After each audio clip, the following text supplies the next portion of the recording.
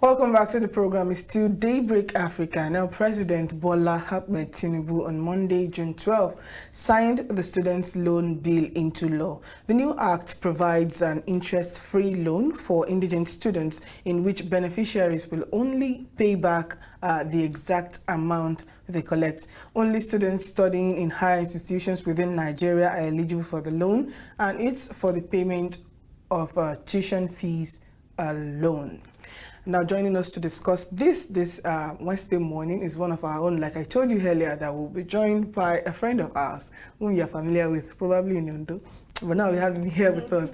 Joining us on Daybreak Africa this morning is Moses Bidemi. Good morning, Moses. Good morning. Thank you for joining us. It's a pleasure being here. How do you feel being here? I know you used to watch us on air. We used to watch you back, but well, now we are.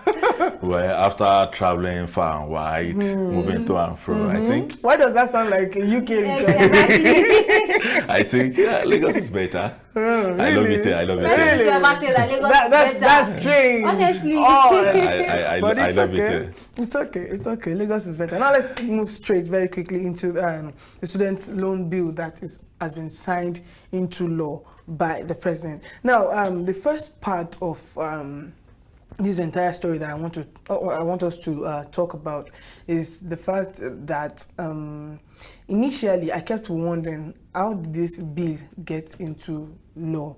Because the normal procedure for a bill going into law or becoming a law is for it to pass through the Senate, the National Assembly, through which there will be a public hearing where students, there are various representatives, people in disability world, NGOs, human rights activists and all of that, they come together for a public hearing and they scrutinize the bill. That's why we have a first hearing, a second hearing before it eventually becomes passed into law. But I don't know, maybe I missed it. I don't know if you heard about it or you did. Did you at any point hear about maybe a first hearing or a second hearing for the student loan bill?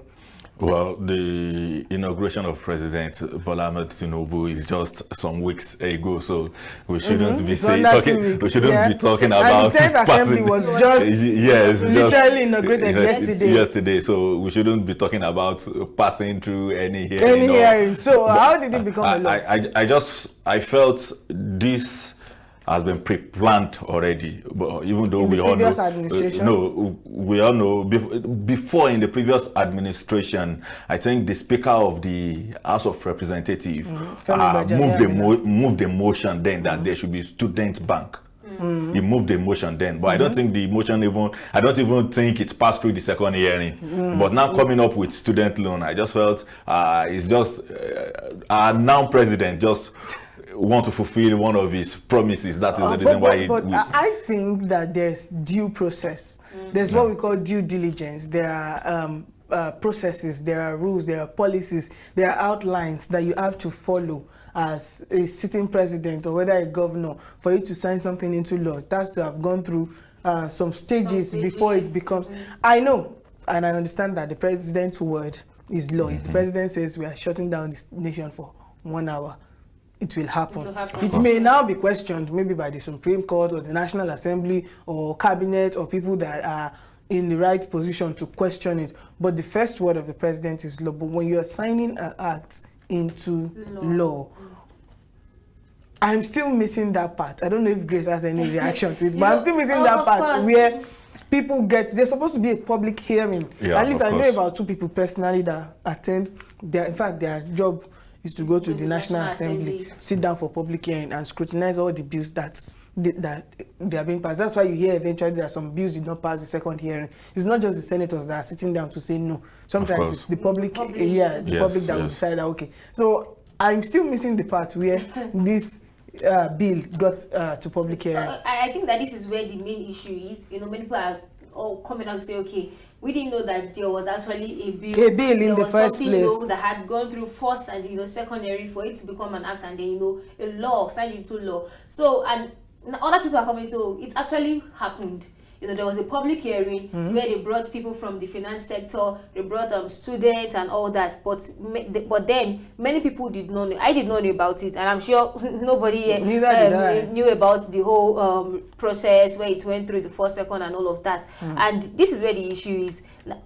the president of, like you said earlier, the president has said that whatever he says is law. So far he has signed and said, okay, this should become law. Then it automatically stands as a law. Right. But still, many people are not agreeing to the fact that, you know, the student loan law should be in the first place. See, when I look at everything people have been saying, I see a president that is looking for every possible means of easing the stress people are passing through, especially during this era of hiking fuel price. You know, not even that the price of fuel has gone up, but to even get the fuel at the actual price is even easier now. So looking for a way to ease every stress from different angles is what the president is running after. But now, since there is no hearing before passing it into law, there are some people that might have sat with the president and discussed this, because the president himself cannot just jump before you even make it into law. It must pass through through all this hearing, all this hearing, and at the end of the day, if they refuse to now assent to it, then it can go ahead to pass it into law. But I just felt a whole lot of people have scrutinized this, they've talked about it, and they've weighed it from different angles, and they've seen which of the sides they felt will be better. Okay, let's move on to the law itself and what it covers. Now, the law says that only students in higher institutions within Nigeria are eligible for the loan, and it's for the payment of tuition fees alone. So which means that it does not cover for your books or any other thing that is not tuition fee. Now, I don't know about both of you. I studied in Benin Republic, so I might not be that experienced when it comes to Nigerian schools or Nigerian federal universities or state universities. But then, how much impact do you think this will make?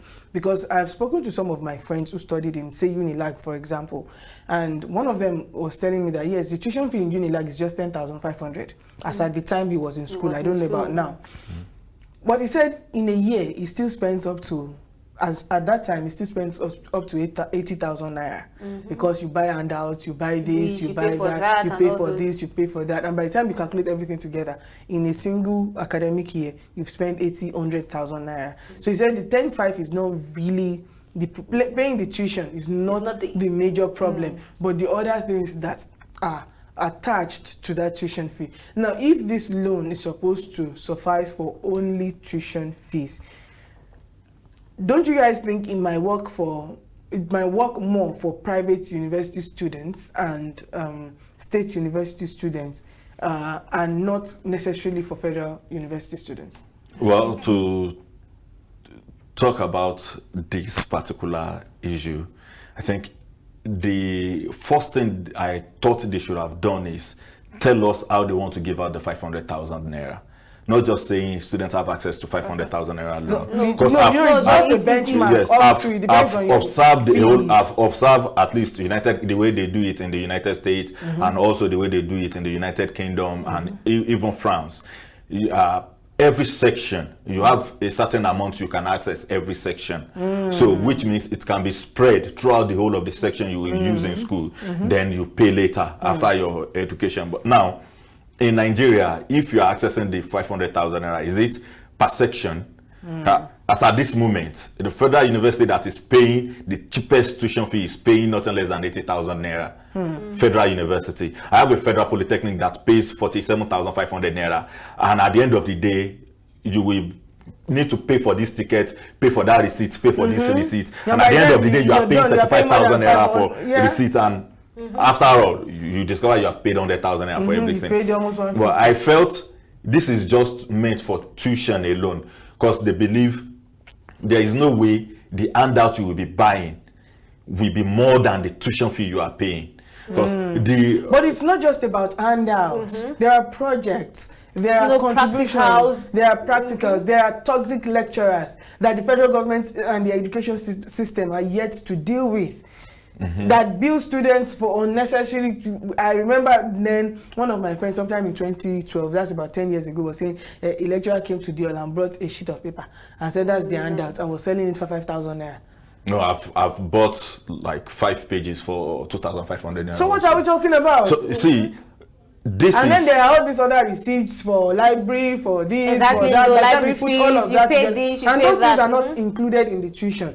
The Yeah, tuition of is course, always of course, different. of There are some course. schools that even charge 5,000 naira for ID card. that is. So by the time you put all that together, what I'm saying is that the extra money you pay apart from tuition is usually greater than the tuition itself. So what is causing problem for most people, in my view, is not necessarily the tuition fee. It's the other attaches, and the government is yet to do anything about it. Another thing is Grace, before you say something, I used to be a student activist. I have a platform for it, and on the platform, virtually every month we raise tuition fee for students. We don't raise handouts. Nobody will come to us and say they want to buy handouts, they want to pay this, they want to pay that. But they only need to pay their tuition fee, because not every institution compulsory the handout. Right. That's some one. some Two, schools even ban it. You're not even allowed to Two, sell it. once we add that, your own institution is charging beyond what they ought to charge. We have students union representative. One, we talk to your SU executives. From there, we move on to NANS of the chapter of your state before we take it up to the national level. So any lecturer or any school that is charging extra, it is left for the student union and the student to trash that out. Because in fact, there is benchmark for all these things. My own school, they will tell you the most expensive handout in your department is 1,515 naira, and that handout you will use it for 2 sections. The other handout, you buy handout 500 naira, 600 naira, 800 naira, and if you see any 15 naira on the money you are paying, that is meant for your class. So are you saying that this will solve the problem in a way? I'm saying here is tuition fee is the most important. You can't buy handout without paying your school fees. Right. Of course, which exam do you want to sit for? So that if once they've sort out once you've taken the first step, then it will be easier for yourself and your family to fend for the remaining. So I sponsor myself throughout my own education, tertiary education, and the later part of my secondary school. So I know how it works. I know the way we fight rigorously to beat some prices down, because even if I can afford it, there are some students that can't. That cannot. Grace, you were going to say something. Yes, earlier. still on the tuition fee. You know, one thing is tuition fees are regulated. You know, there is a body, the school is the one, you know, putting out the amount for the tuition fees. Now, when it comes to stuff other than that, you say handout fees, library card, and all those things, many people can actually, we know that in my school, when I was still a student, HOCs, you know, class leaders, reps, and all of that, they add, like you said, 15 naira there, 100 naira there, just to the fee, to get some, you know, some money, something out of it. So when you want to take this to the government or say, okay, now I want this extra money because I need to get handouts and all, they need to ask. I'm sure they would have. They need to have, like, okay, let me see probably, you know, the list or something official that shows, okay, this amount you are truly going to pay it. Because many times people might take this and then abuse it and say, okay, I can collect, if I can collect 10,000 naira for my handout fees, then I can add maybe 5,000 naira. They wouldn't know. I'll just say, okay, everything is handout fees. There is no website the government can go to say, okay, this is the amount, because tuition they pay directly to the school. They're not giving it to you. They pay directly to the school account. Okay, let's move on from that. Now, another thing about this loan is that the repayment will begin 2 years after your NYSC scheme is completed. Let's leave the defaulters. Well, let's first address this part.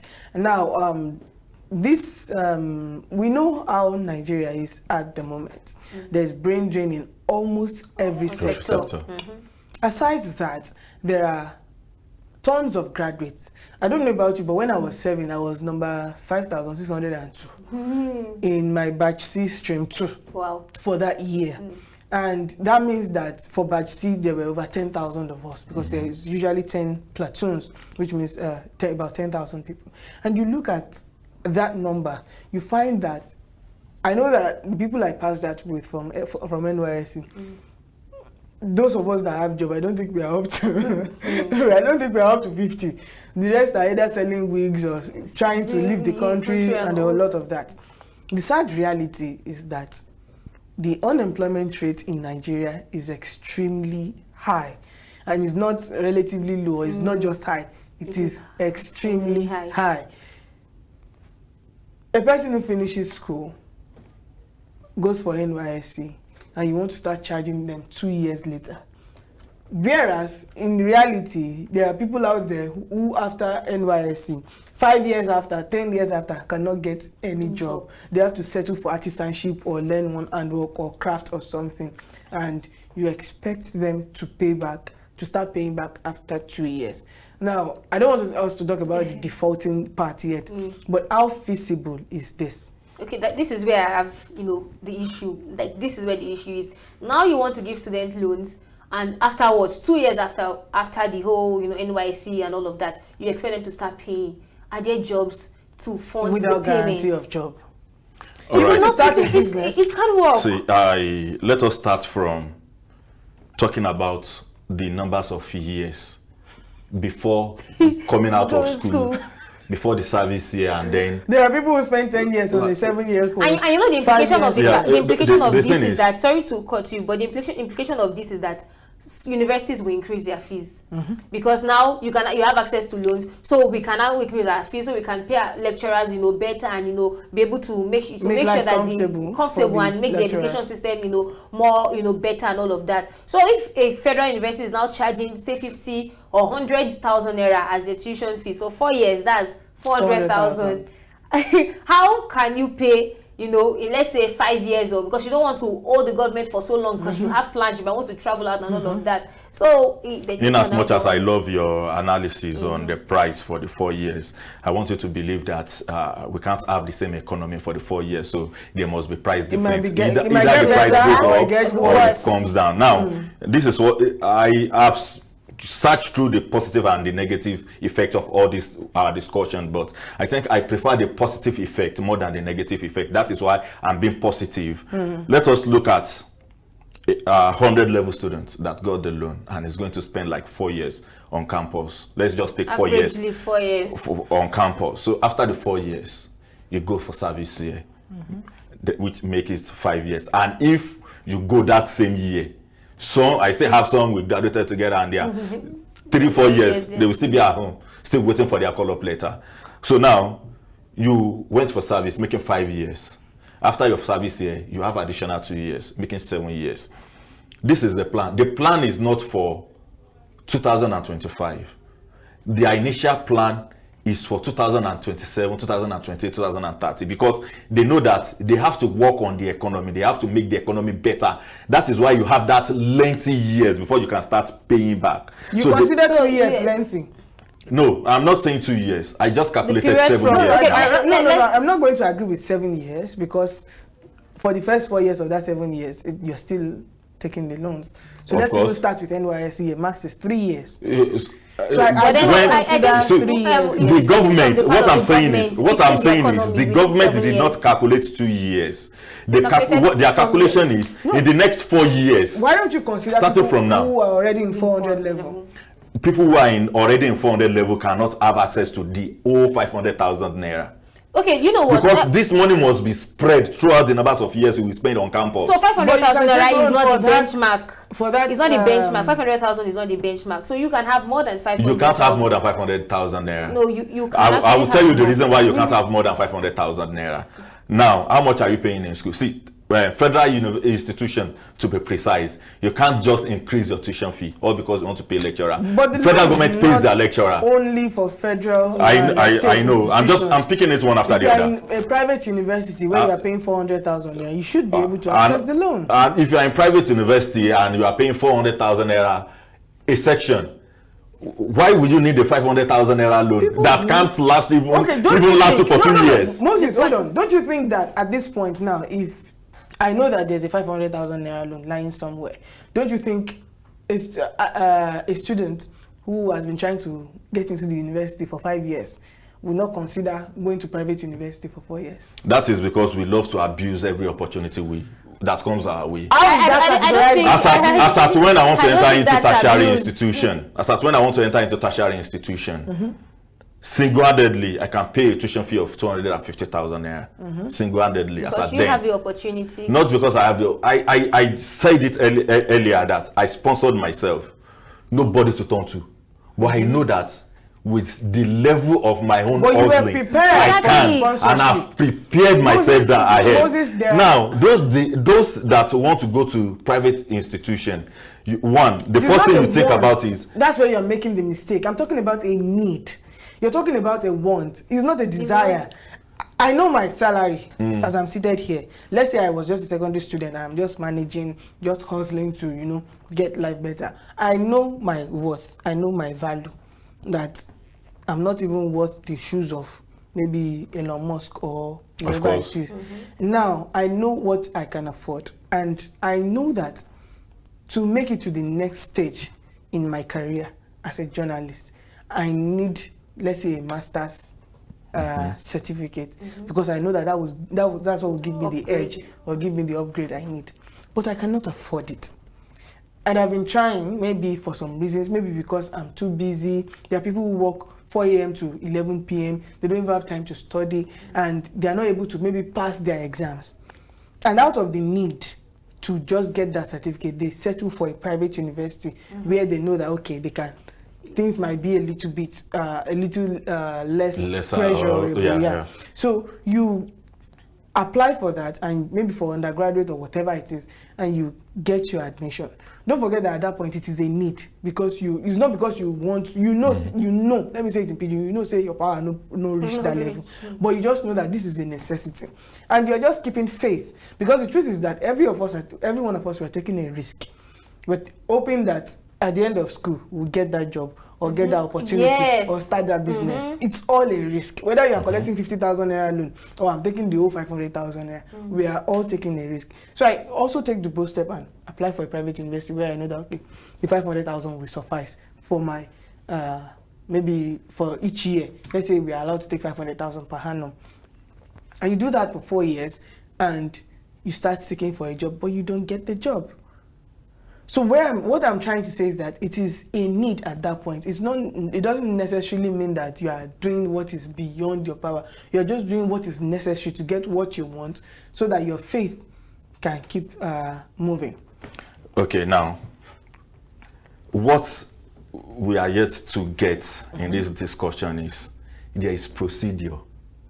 Now, your guarantor per annum, how much must be their salary per annum? Must even be below 500,000 naira.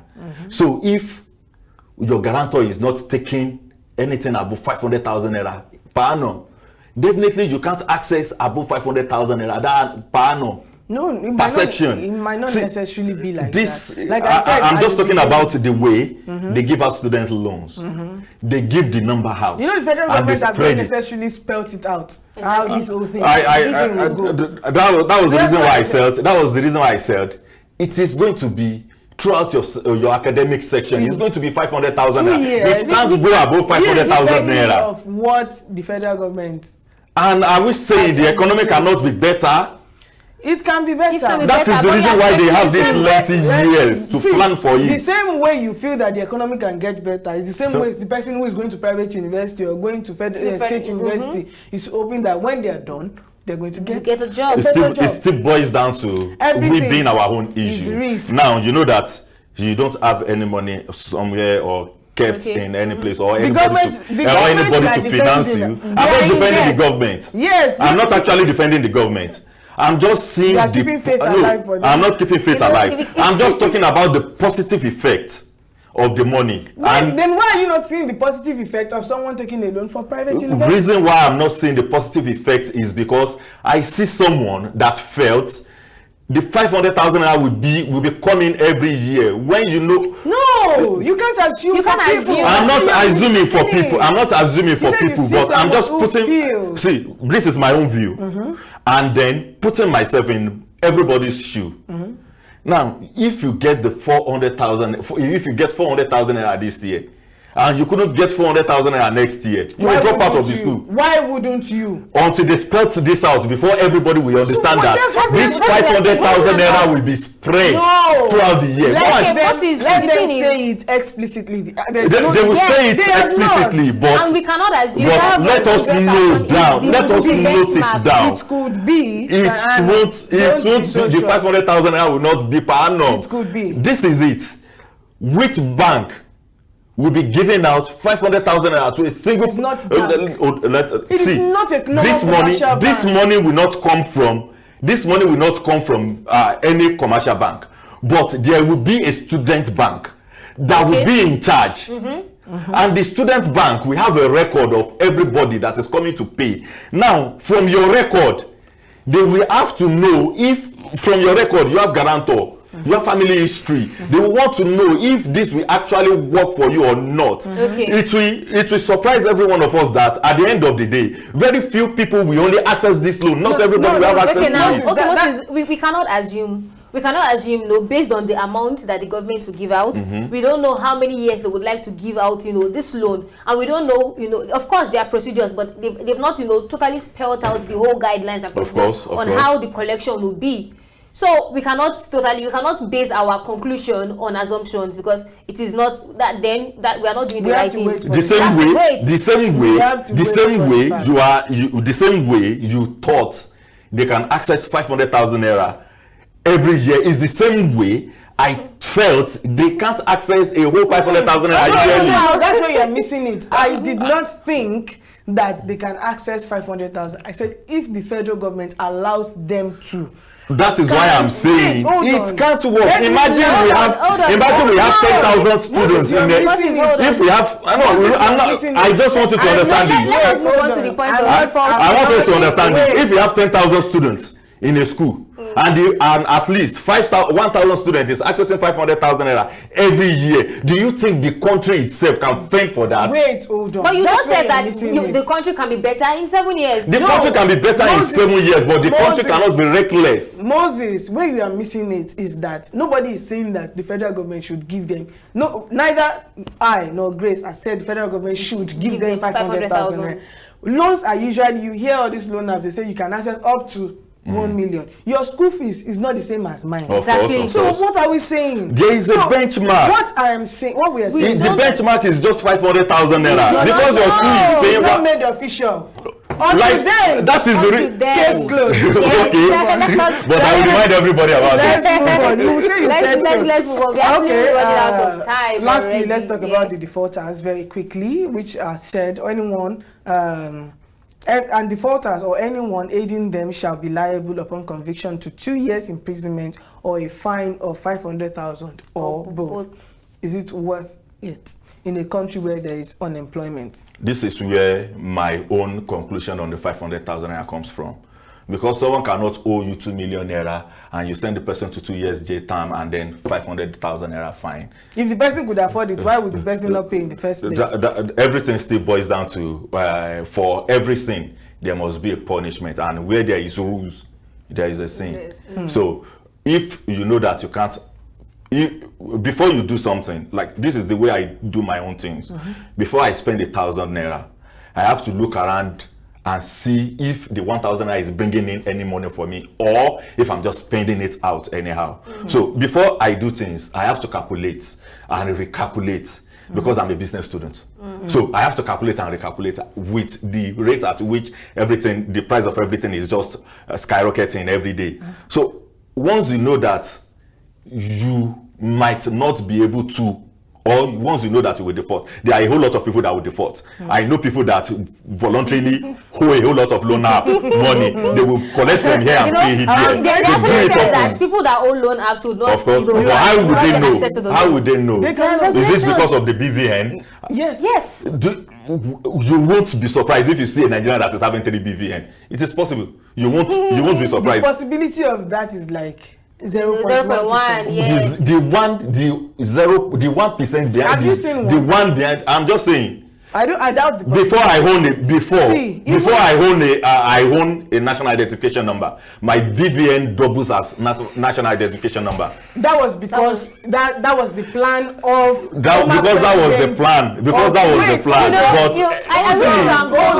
someone is behind the machine. Thank you so much for your time. Here in this country, even a politician, I think Mudashiru Obasa was once called on by the EFCC for having 50 accounts. in different names. But what caught up with him was his BVN. So that's like a 0.0001%. But thank you so much, Moses. It's a pleasure. You made the conversation very interesting. Yes. All right, viewers, that's how far we can go on today's episode of Daybreak Africa, especially the discourse segment. We're not done. When we return, Daybreak Africa continues. Do stay with us.